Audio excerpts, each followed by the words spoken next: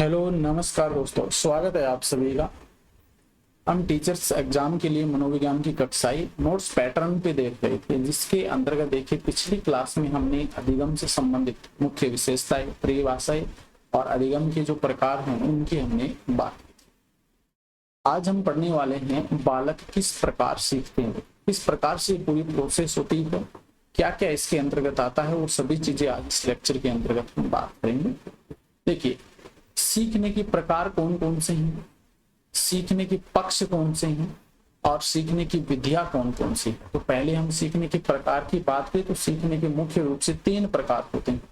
एक तो गामक अधिगम, दूसरा है प्रतिबोधात्मक अधिगम और तीसरा है संकल्पनात्मक अधिगम। इन तीनों की हम एक एक करके बात करने वाले।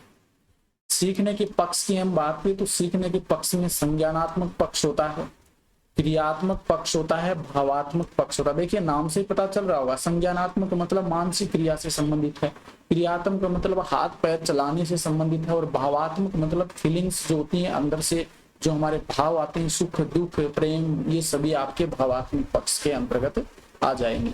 सीखने की विधियां, देखिए पहली विधि यहाँ पर दे रखी, करके सीखो विधि। कुछ भी है तो करके सीखने से संबंधित है। निरीक्षण विधि, देख करके सीखना। परीक्षण विधि, सामूहिक विधि, मिश्रित विधि, सूझ विधि या अभ्यास विधि, ये कुछ विधियां हैं जो आपके अधिगम को सीखने से संबंधित हैं। तो अब सभी को हम एक एक करके डिस्कस करते हैं। सबसे पहले हम सीखने के प्रकार कौन कौन से, इनकी बात करते हैं। देखिए ये जो टॉपिक है ना, बालक किस प्रकार सीखते हैं, ये अलग से दे रखा, नया टॉपिक ऐड हुआ था पीछे जब हमने 2000 री एग्जाम हुई थी ना, रेट की 2022 के अंतर्गत शायद 22-23 में, तो उस समय की बात है। उस समय ये नया टॉपिक जुड़ा था, वे बालक किस प्रकार सीखते हैं। तो सीखने के प्रकार में जो पहला प्रकार आता है वो है गामक अधिगम। गामक अधिगम, इसमें क्या होता है भाई, शरीर द्वारा की गई क्रिया से सीखना। शरीर की कोई भी क्रिया, हाथ पैर ये हिलाते हैं, ये जो होता है ये आपका हो जाएगा गामक क्रिया के अंतर्गत आता है। अनुकरण विधि इसके अंतर्गत मुख्य रूप से ज्यादा एक्टिव रहती है और शेषवावस्था के अंदर इसी प्रकार का अधिगम होता है। आपने देखा होगा भाई, शेषवावस्था में बच्चे 0 से 6 वर्ष के होते हैं, तो दूसरे व्यक्तियों को या दूसरे अपने माता पिता को, भाई बहन को देखते हैं, वो जो क्रिया करते हैं वही करने का वो बच्चे प्रयास करते हैं, ठीक है ना। तो वो शरीर के द्वारा क्रिया करके सीखते हैं भाई। इसके अंतर्गत हाथ पैर हिलाना है, अपने आप को हिलाना, ये सभी ये शेषवावस्था में होता है। दूसरा प्रकार है प्रतिबोधात्मक अधिगम। प्रतिबोधात्मक अधिगम ये हमें बाल्यावस्था में मुख्य रूप से देखने को मिलता है। बाल्यावस्था में मतलब 6 या 7 से 12 वर्ष या 6 से 12 वर्ष में मन या मस्तिष्क का विकास होता है। इनमें मन या मस्तिष्क का विकास होता है, क्योंकि बालक कोई भी चीज देखता है भाई, बाहर के वातावरण से जुड़ता है, तो बाहर के वातावरण से जुड़ेगा तो कुछ नई नई चीजें उसके सामने आएगी। फिर वो अपने जो माता पिता होते हैं, दादा दादी होते हैं, उनसे क्वेश्चन करते हैं, जैसे ये गाड़ी कैसे चलती है, ये ट्रेन कैसे चलती है, बसें कैसे चलती हैं, ये कुछ नए नए जानवर भी देखता तो ये किस प्रकार का जानवर, मतलब सोचने विचारने लग जाता है। सामने जो मूर्त वस्तुएं होती है ना, उन मूर्त वस्तुओं के बारे में ये पूछने लग जाता है, उन पे विचार करने लग जाता है, बोध करने लग जाता है, ट्यूशन वगैरह करने लग जाता है। बच्चों के मन में संप्रत्यय बनने लग जाते हैं, कहानियां बनने लग जाती है बच्चों के मन में। तो ये प्रतिबोधात्मक अधिगम हो जाएगा, जो बाल्यावस्था में मुख्य रूप से देखने को मिलता है। तीसरा है संकल्पनात्मक अधिगम। संकल्पनात्मक अधिगम ये ज्यादातर आपको किशोरावस्था में देखने को मिलता है। इसमें देखिए किशोरावस्था में क्या होता है, बाल्यावस्था में तो जो चीज सामने होती है हमारे उसी के बारे में विचार करते हैं। किशोरावस्था में क्या होता है, हम क्या करते हैं, जो चीज हमारे सामने नहीं है उसी पे विचार करने लग जाते हैं, जिसे हम दिव्य संपन्न बोल सकते हैं। जैसे एग्जाम्पल के लिए कई बार हम सोते हुए सपना देखते हैं कि हम प्रधानमंत्री बन गए, तो हम रियल में प्रधानमंत्री थोड़ी बन गए, हम कल्पना कर रहे हैं, हमारे मन में विचार आ रहे हैं ऐसे। या फिर हम किसी प्रेमी प्रेमिका की हम बात करें तो उन दोनों का जो प्रेम गहरा होता है, तो वो अपने बच्चों तक के नाम भी सोच लेते हैं, सपनों के अंदर विचार करने लग जाते हैं। तो ये किशोरावस्था में होता है। संकल्पना बनाने लग जाते हैं, कल्पना करने लग जाते हैं कि हम ऐसा करेंगे, हम ये बन जाए तो ये होगा। चिंतन करने लग जाते हैं, कोई भी सामने वस्तु उस पर तो चिंतन करते हैं, और कोई सामने वस्तु नहीं है उसके ऊपर भी वो चिंतन करने लग जाते हैं। मतलब अमूर्त प्रत्ययों का निर्माण होना शुरू हो जाता है। अमूर्त प्रत्यय समझते हैं ना, जो सामने होता है उसको हम मूर्त कह देते हैं और जो सामने नहीं है उसको अमूर्त कह देते हैं। जैसे क्या होता है कि क्लास के अंदर टीचर खड़ा होकर कोई क्वेश्चन पूछ लेता है कि आप कोई भी, जैसे एग्जाम्पल के लिए रेलगाड़ी की कोई भी 5 मुख्य मतलब विशेषताएं बताइए। तो रेलगाड़ी हमारे सामने थोड़ी है, लेकिन हम दिमाग में उसके बारे में विचार करते हैं। तो रेलगाड़ी को हमने चलते हुए देखा, वो लोहे से बनी होती है, लोहे की पटरियों पे चलती है और इतने डब्बे हो सकते हैं, ये सभी चीजें दिमाग में आती है। तो ये अमूर्त विषय पर विचार होता है और इसको हम सर्वश्रेष्ठ अभिगम माना जाता है। संकल्पनात्मक अभिगम को सर्वश्रेष्ठ अभिगम माना जाता है। तो ये 3 प्रकार का अधिगम होगा, ठीक है। भ्रामक अधिगम, प्रतिबोधात्मक अधिगम, संकल्पनात्मक अधिगम, थोड़ा सा ध्यान में रखना। अब अधिगम के पक्ष कौन से होते हैं भाई? अधिगम के पक्ष या अनुक्षेत्र, पहला 3 हमने पढ़े थे ना पक्ष के अंदर। देखिए, संज्ञानात्मक पक्ष, क्रियात्मक पक्ष और भावात्मक पक्ष, इनके बारे में देखते हैं। तो पहला तो आता है आपका ज्ञानात्मक या संज्ञानात्मक पक्ष आता है। ज्ञानात्मक या संज्ञानात्मक पक्ष, देखिए नाम से ही पता चल रहा है हमारी मानसिक जो सोचना उसी के अकॉर्डिंग है। संज्ञान मतलब दिमाग में विचार से संबंधित है। ज्ञानात्मक मतलब ज्ञान जो भी हम लेते हैं बाहर वो हमारे मस्तिष्क में आता है। तो मानसिक व बौद्धिक क्रियाओं का जो बौद्धिक क्रियाओं द्वारा जो अधिगम होता है वो आपका क्या कहलाता है? ज्ञानात्मक या संज्ञानात्मक पक्ष कहलाता है। जैसे हम पढ़ते हैं, लिखते हैं, ये सभी जो क्रियाएं होती हैं, सोचते हैं, कोई भी वस्तु हमें सामने दिखती है उसके बारे में विचार करते हैं। विचार करते हैं कहाँ पर? मन के मस्तिष्क के अंतर्गत विचार करते हैं, तो वो ज्ञानात्मक के अंतर्गत आए। जैसे एग्जाम्पल दे रखी है, सोचना, विचारना, तर्क वितर्क करना, किसी के साथ कोई वार्तालाप करना, तो वो भी इसी के अंतर्गत आता। कल्पना करना भाई, ये भी इसी के अंतर्गत आता है। विश्लेषण करना, कोई भी हमारे सामने बहुत सारी वस्तुएं रख दी, इसमें से कह दिया भाई ये वस्तु आपको इस तरफ रखनी है, ये वस्तु इस तरफ रखनी है, हम उसको अलग अलग करते हैं, तो ये आपका विश्लेषण करना हो जाएगा। स्मरण करना, याद रखना, सामान्यकरण करना, तुलना करना, नियमीकरण करना, नियम वगैरह बनाना जो हो जाएगा, और निष्कर्ष निकालना। ये जो भी कार्य होते हैं जो हमारे मानसिक और बुद्धि से संबंधित होते हैं, मानसिक और बुद्धि की संबंधी जो क्रियाएं होती हैं उनके द्वारा जो हम अधिगम प्राप्त करते हैं वो आपका ज्ञानात्मक या संज्ञानात्मक पक्ष के अंतर्गत आ जाएगा। इसका उद्देश्य क्या होता है? उद्देश्य सीधा है भी अधिगम करता है, उसके संज्ञानात्मक व्यवहार में परिवर्तन करना, सीधा उद्देश्य यही होता है, ठीक है। दूसरा जो अनुक्षेत्र आता है वो है क्रियात्मक अनुक्षेत्र या पक्ष। क्रियात्मक मतलब कोई भी क्रिया करना। क्रिया कैसे करते हैं? हमारी बॉडी से करते हैं, शरीर का, हाथ पैर का उपयोग करके हम क्रिया करते हैं। तो इसमें क्या हो जाएगा भाई? विभिन्न प्रकार के गामक, क्रियात्मक या मनोशारीरिक व्यवहार की क्रियाएं जो करते हैं, जैसे चलना, दौड़ना, फिरना, खेलना, कूदना, ये सभी इसी के अंतर्गत आते हैं भाई, क्रियात्मक पक्ष के अंतर्गत आते हैं। हाथ पैर का उपयोग करके हम जो क्रिया करते हैं तो वो क्रियात्मक अनुक्षेत्र के अंतर्गत आ जाएगी। जैसे चलना, दौड़ना, चढ़ना, उतरना, नाचना, कूदना, गाना गाना, खाना बनाना, तोड़ना, मोड़ना, देखना, सुनना, स्पर्श करना, इस प्रकार से बहुत सारे कार्य होते हैं जिनमें हमारे हाथ पैर का उपयोग करके हम जो काम करते हैं, क्रियाएं करते हैं, जिनसे हम अधिगम प्राप्त करते हैं। तो वो पक्ष आपका क्रियात्मक या अनुक्षेत्र, क्रियात्मक पक्ष या क्रियात्मक अनुक्षेत्र हो जाएगा। उद्देश्य क्या होता है इसका? उद्देश्य होता है बालक का समुचित क्रियात्मक विकास तथा शारीरिक विकास करना। अगर क्रियात्मक से संबंधित हो तो सीधा ही मतलब वही शारीरिक विकास होगा, संज्ञानात्मक मतलब मानसिक विकास होगा। तो यहाँ पर बात चल रही है समुचित क्रियात्मक यानी कि शारीरिक विकास करना है क्रियात्मक पक्ष का उद्देश्य। तीसरा आता है भावात्मक अनुक्षेत्र या भावात्मक पक्ष। देखिए भाव जो होते हैं ना, भाव को हम फीलिंग्स भी कह देते हैं। कोई दुखी व्यक्ति होता है, रास्ते से जा रहे हैं, कोई दुखी व्यक्ति है, कोई गरीब है, उसके पास खाने का कुछ नहीं है, कपड़े फटे हुए हैं, उसको देखते ही हमारे मन में एक दुख सा होगा, देख भगवान ने इनके साथ कैसा किया, ऐसा नहीं करना चाहिए। ऐसा हमारे विचार आते हैं। कोई कहीं पे कोई डेथ हो गई है, उसको देखते हैं, रो रहे हैं, तो उनको देख के हमारे मन में कुछ दुख प्रकट होता है। कहीं पर क्या हो रहा है कि भाई कवि सम्मेलन चल रहा है, जैसे हम कपिल शर्मा का शो देखते हैं, तो वहां पर हम क्या करते हैं, उसको देखते हैं, हमें हंसी आने लग जाती है, मतलब हम वहां पे सुख प्रकट हो रहा है। शादी ब्याह में आप देखते हैं, हमारे पड़ोसी है वो आपस में जलते रहते हैं, भाई हमने गाड़ी लेकर के आ गए, पड़ोसी ने देखा तो पड़ोसी के अंदर ईर्ष्या उत्पन्न हो गई और मन ही मन विचार करता है ये तो ले आया भाई, है ना। हमारी प्रेमिका सामने आ गई, हम उसको देख करके मन ही मन खुश हो गए, प्रेम का भाव उत्पन्न हो गया। तो ये जो चीजें होती है ना, ये भावात्मक पक्ष के अंतर्गत आती है, यानी हृदय के द्वारा अनुभूति की जाने वाली जो क्रियाएं होती हैं, हृदय के द्वारा अनुभूति जो किए जाने वाली क्रियाएं होती हैं वो भावात्मक पक्ष के अंतर्गत आती है। जैसे सुख दुख, ईर्ष्या, क्रोधित होना, प्रेम, घृणा, तिरस्कार, रुचिया, डरना, ये सभी आपके किसके अंतर्गत आ जाएगी? भावात्मक पक्ष या अनुक्षेत्र के अंतर्गत आ जाएगी। तो ये आपकी क्या हो गए भाई? अधिगम के पक्ष हो गए, जो 3 होते हैं जो हमने देखे।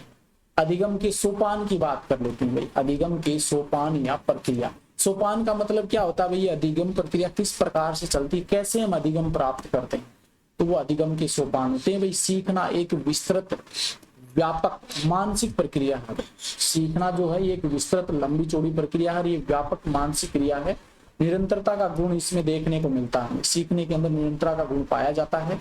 विभिन्न सोपानों से गुजर कर एक यह क्रिया संपन्न होती है। अलग अलग सोपान होते हैं, उनसे गुजर कर ये प्रक्रिया संपन्न होती है। जैसे सोपान कौन कौन से होते हैं? पहला है अभिप्रेरणा। अभिप्रेरणा मतलब मोटिवेशन। ठीक है, डायग्राम बनाया जिसके द्वारा हम दोबारा से समझेंगे अच्छे से। एक बार नाम बता देता हूँ। अभिप्रेरणा मतलब मोटिवेशन। मोटिवेशन मिलने के बाद हमने क्या किया? कोई भी कार्य करने के लिए अलग अलग क्रियाएं की हमने, अलग अलग क्रियाएं की तो उसके सामने क्या हो गई? बाधाएं उत्पन्न हो गई।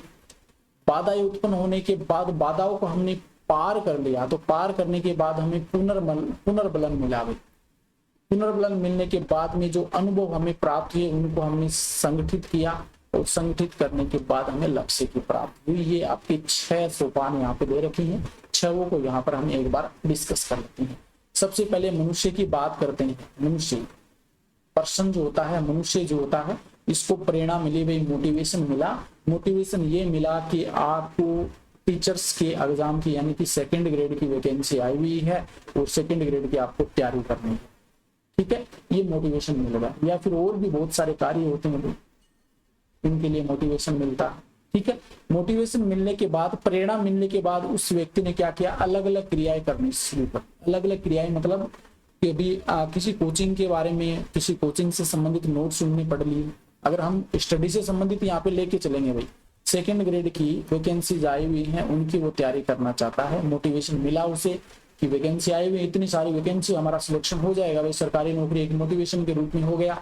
लक्ष्य इसका निर्धारित हो गया भाई, सरकारी नौकरी प्राप्त करना, सरकारी नौकरी प्राप्त करना, और वो मोटिवेट हो गया बच्चा अंदर से।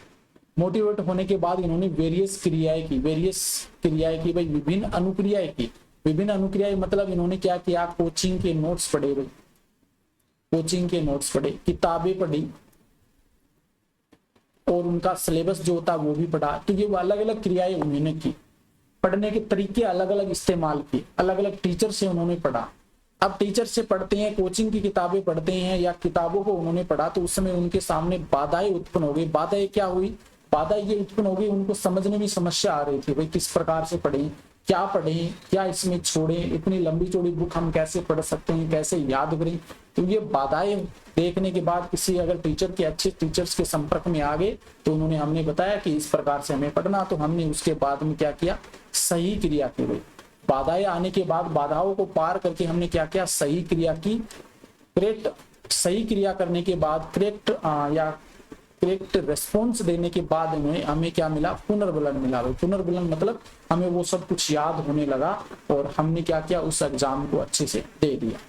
पुनर्बलन मिला। पुनर्बलन के बाद में जो भी हमें यहाँ पर जो अनुभव प्राप्त हुई ना, वो सभी अनुभव हमने संगठित किए, और संगठित करने के बाद हमें लक्ष्य की प्राप्ति हो गई, यानी कि सरकारी नौकरी मिल गई। ठीक है, एक बार इसको हम दोबारा एक और एग्जाम्पल के रूप में समझते हैं। एक और उदाहरण देता हूं, सामान्य रूप से ये किसी प्रकार की समस्या नहीं आएगी इसमें भी समझने में। देखिए, हमें एक गाड़ी लेनी है भाई, कार खरीदनी है, कार खरीदनी है। ठीक है, और कार खरीदनी है तो पर्सन को क्या मिला? मोटिवेशन। मोटिवेशन दूसरे को देख के मिला भाई, मुझे कार खरीदनी है, ये कार में ऐसे बैठ के ऐसे मतलब उसको मोटिवेशन मिला कार खरीदने के लिए। मोटिवेशन मिलने के बाद इन्होंने क्या किया? अलग अलग क्रियाएं इस्तेमाल की। अलग अलग क्रियाओं के लिए इन्होंने क्या किया?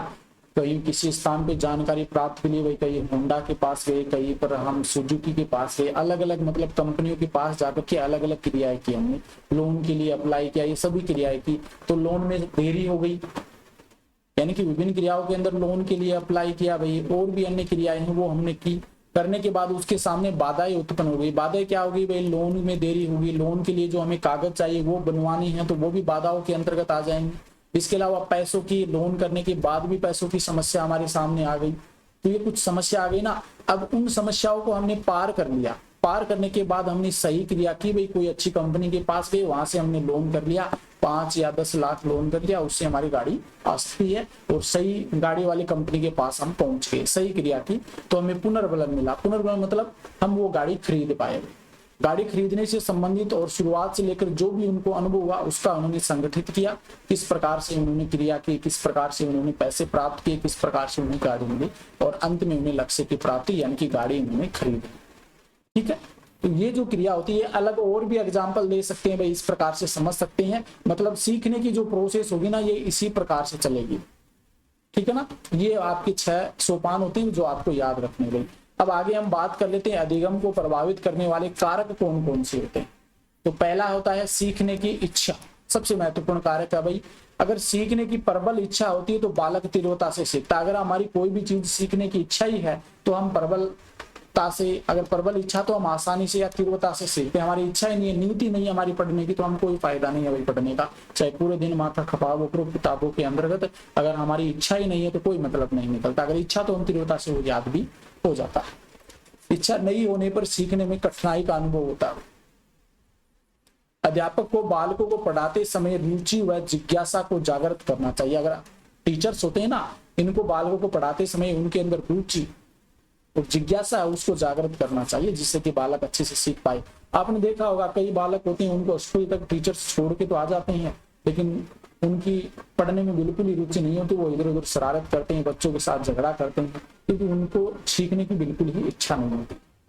दूसरा है अभिप्रेरणा, ये सबसे महत्वपूर्ण है। ये एक आंतरिक कारक होता है। अगर बालक अभिप्रेरित है, मोटिवेट है, तो वो किसी की जरूरत की नहीं है, वो आराम से खुद ही सीख सकता है अगर खुद आंतरिक रूप से मोटिवेट है। ठीक है ना, मोटिवेशन 2 प्रकार की होते हैं, आगे हम बात करेंगे, आंतरिक और बाह्य। अगर बाह्य रूप से हो तो वो जो प्रभाव रहता है ना बाह्य उद्दीपन का या बाह्य अभिप्रेरणा का, तभी वो सीख पाता है। लेकिन अगर आंतरिक रूप से अभिप्रेरित है वो हमेशा सीखता है भाई। प्रेरणा की सीखने में महत्वपूर्ण भूमिका होती है भाई, ये आगे हम डिटेल से बात करेंगे, उस समय समझेंगे। क्योंकि प्रेरणा में सीखने का मतलब क्या होगा, दूसरा अगर सीख रहा तो उससे भी हमें अभिप्रेरित हो जाते हैं, अंदर से भी एक ललक पैदा हो जाती है कि हमें ये चीजें सीखनी है भाई। विषय वस्तु का स्वरूप, विषय वस्तु सरल सहज एवं अर्थपूर्ण होती है तो अधिगम सरल एवं शीघ्रता से होता है भाई। सामान्यतः आप सभी को पढ़ा है, सभी ने पढ़ा है, छोटी क्लास में हमने देखा मैथ और इंग्लिश का नाम सुनते हमें डर लगता था, और सामाजिक ज्ञान, हिंदी है, ये सभी हम आराम से पढ़ लेते थे भाई, क्योंकि वो आराम से हमें समझ में आ जाती थी। लेकिन जो मैथ और जो आपकी इंग्लिश होती है ये हमें शुरुआत में पढ़ी नहीं, तो इस कारण समझने आने में दिक्कत आती थी। तो वो और चीजें ना, उनमें नंबर भी अच्छे आते थे, समझने में भी आसान थी, और जो मैथ वगैरह थी तो उनको हमें समझने में भी दिक्कत आती थी और सीखने में भी परेशानी होती थी। कहने का मतलब अगर विषय वस्तु सरल और सहज अर्थपूर्ण होगी तो हम आसानी से क्या करेंगे, अधिगम जो होगा वो सरल और शीघ्रता से होगा। इसी कारण बालकों की विषय वस्तु सरल से कठिन होती है। वर्तमान में यही तो स्थिति होती है भाई, पहले हम सरल चीजें पढ़ाते हैं बच्चों को, उसके बाद में कठिन चीजों के ऊपर लेकर के आते हैं। सीखने की विधियां, सीखने की विधि अधिक रुचिकर होनी चाहिए भाई, और मनोविज्ञान के नियमों और सिद्धांतों पर आधारित होनी चाहिए, जिससे कि बालक आसानी से सीख सकता। अगर वो जो विधि हम काम में ले रहे हैं वो रुचिकर और मनोवैज्ञानिक नियमों व सिद्धांतों पर आधारित होगी तो सीखना उतना ही आसान हो जाएगा।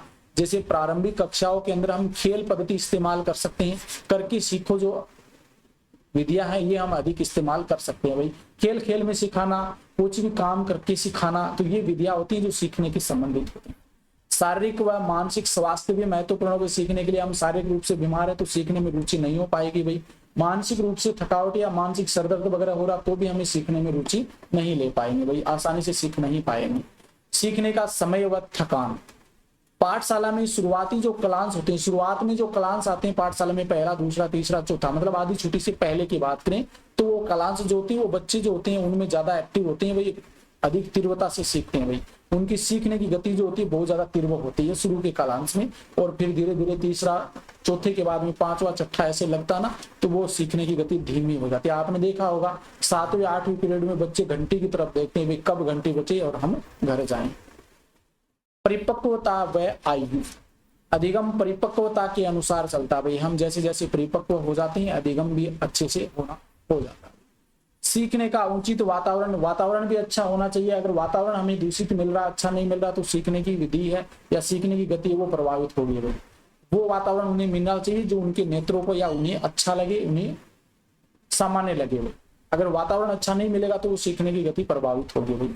बुद्धि एवं स्मरण शक्ति का विकास, बुद्धि भी अच्छी, मतलब स्मरण शक्ति और बुद्धि का विकास होना चाहिए। संपूर्ण परिस्थिति ये भी इसको क्या करेगी, प्रभावित करेगी। तो ये अधिगम को प्रभावित करने वाले कुछ कारक हैं जिनके बारे में मैंने बता दिया। रटना जो होता है ये बैंकिंग मॉडल पर आधारित होता है, सीखना प्रोग्रामिंग मॉडल। ये मैंने अलग से तो 2 टर्म दे रखे हैं, थोड़े से ध्यान में रखें। अब नेक्स्ट जो हम पढ़ने वाले हैं, जो आज का हमारा अंतिम टॉपिक है भाई, अधिगम व परिपक्वता में क्या अंतर होता है। अधिगम व परिपक्वता में क्या अंतर होता है, दोनों को मैंने एक कंपैरिजन करके यहाँ पर पढ़ने वाले। एक तरफ अधिगम लिखा और एक तरफ परिपक्वता। देखिए अधिगम जो होता है ये अनुभव अर्जित होता है भाई, अनुभव से हम प्राप्त करते हैं अधिगम, ठीक है। जबकि परिपक्वता तो जन्मजात होती है, चाहे सीखो ना ही सीखो, आप बड़े होंगे तो होंगे। कहीं पर आप यह नहीं है अगर शेषवावस्था फिर बाल्यावस्था आप चाहते हैं कि हम बाल्यावस्था में रुक जाएं, तो ऐसा कभी नहीं होता। वो एक निरंतर चलने वाली प्रोसेस होती है। बाल्यावस्था में आप परिपक्व अवस्था यानी कि किशोरावस्था में आप जरूर जाएंगे, तो ये तो जन्मजात होती है। अभ्यास से प्रभावित होता है। अगर हम कोई भी कार्य करते हैं, जैसे एग्जाम्पल के लिए हम क्रिकेट खेलते हैं, तो क्रिकेट का हम लगातार अभ्यास करेंगे तो हमारा अधिगम और ज्यादा हो जाएगा, अच्छे से क्रिकेट खेल पाएंगे। कहने का मतलब अभ्यास से अधिगम प्रभावित होता है। परिपक्वता में अभ्यास का कोई लेना देना नहीं है, ये तो जैसा चलता है वैसा ही चलेगा, ठीक है। प्रेरणा जरूरी है भाई, अधिगम के लिए मोटिवेशन जरूरी है, तभी तो अधिगम हो पाएगा। लेकिन परिपक्वता में कोई मोटिवेशन की आवश्यकता नहीं है, जैसा चलेगा वैसा ही चलेगा। ये मनोशारीरिक होता है, मतलब मानसिक और शारीरिक प्रक्रिया के अंतर्गत आता है अधिगम, जबकि ये शारीरिक प्रक्रिया होती है, ठीक है। शरीर में परिवर्तन नहीं होता अभी इनमें। अधिगम के अंतर्गत हम सीखते हैं, उसका हमारे शरीर के ऊपर कोई प्रभाव नजर नहीं आता, कोई परिवर्तन नहीं होता है। ये थोड़ी होता है कि हमने साइकिल चलाना सीख लिया तो पैर लंबे हो गए, हाथ लंबे हो गए, ये बिल्कुल भी नहीं होता भाई। लेकिन जब हम परिपक्वता की बात की तो इनमें शरीर में परिवर्तन देखने को मिलते हैं भाई। जैसे किशोरावस्था में दाढ़ी मूंछ आ जाती है, जननिक रूप से परिपक्व हो जाते हैं, जो गुप्तांग होते हैं वहां पे बाल आने शुरू हो जाते हैं, तो ये शारीरिक परिवर्तन हमें देखने को मिलते हैं। अधिगम बाह्य होता है भाई, जबकि ये जो होता है परिपक्वता ये आंतरिक होती है। सभी में अलग अलग होता है। अधिगम की हम बात करें तो सीखने की गति सभी की अलग अलग होती है। जैसे एग्जाम्पल के लिए साइकिल चलाना कोई तो 1 दिन में सीख जाता, कोई 2 दिन में सीखता है और कोई 4-5 दिन में भी नहीं सीख पाता। तो सभी की जो सीखने की गति होती है या सीखना जो होता है वो अलग अलग होता है भाई। जबकि परिपक्वता तो सभी में समान चलेगी भाई। पहले शेषवावस्था, फिर बाल्यावस्था, फिर किशोरावस्था, फिर प्रौढ़ावस्था, इनका एक निश्चित क्रम होता है और वो उसी के अनुसार चलती है। ये व्यक्तिगत रूप से होती है और ये प्रजातीय प्रक्रिया होती है। जैसे मनुष्य में अलग होती है और गाय भेड़ बकरी इनमें अलग होती है, बाह्य जानवरों में अलग होती है। ये जन्म से मृत्यु तक चलता भाई, हमेशा याद रख लेना भाई। अधिगम जन्म से मृत्यु तक, मतलब हम बुढ़ापे में भी हम कोई भी चीज सीख सकते हैं। और यहाँ पर ये जो होता है ये निश्चित समय के पश्चात रुक जाती है। आपने देखा होगा परिपक्व होता है ये 20-25 साल के बाद में रुक जाती है भाई, उसके बाद में उनमें परिपक्वता नहीं। जैसे एग्जाम्पल देखिए, उदाहरण के लिए विद्यालय जाना, पढ़ना, लिखना, सिलाई सीखना, नैतिकता की बातें सीखना, ये सभी अधिगम के अंतर्गत आती है, ठीक है। और जबकि ये जो परिपक्वता होती है ये घुटनों के बल चलना, बच्चा जो होता है ये खड़ा होना, जैसे स्वर बोलना, फिर चल खड़े होकर के दौड़ना, ये सभी जो क्रियाएं होती है ये परिपक्वता के अंतर्गत आती हैं। तो ये अधिगम और परिपक्वता में क्या अंतर होता है, यहाँ से भी कई बार क्वेश्चन पूछ लिया जाता है। नेक्स्ट हम गेने का जो अधिगम का प्रकार है ना वो हम नेक्स्ट क्लास में देखेंगे। आज के लिए इतना ही भाई। ये क्लास कैसी लगी है कमेंट करके जरूर बताना। अच्छी लगे तो इस लेक्चर को अधिक से अधिक शेयर कर दीजिए। चैनल पे नहीं है तो चैनल को सब्सक्राइब कर दीजिए। आपको बता देता हूँ भाई, कंप्लीट थ्योरी करवाने वाला हूँ आपके जितने भी टीचर्स एग्जाम है उनसे संबंधित। अगर आप सेकंड ग्रेड की तैयारी कर रहे हैं तो मेरा एक दूसरा चैनल है, साइंस है, आपकी बायोलॉजी की तैयारी करना चाहते हैं, फर्स्ट ग्रेड और सेकंड ग्रेड पीजीटी की, तो बायोलॉजी बाय संदीप सर नाम से है, उस पर आप जाकर के तैयारी कर सकते हैं। पूरे लेक्चर मैं करवा रहा हूँ हिंदी में। धन्यवाद, थैंक यू।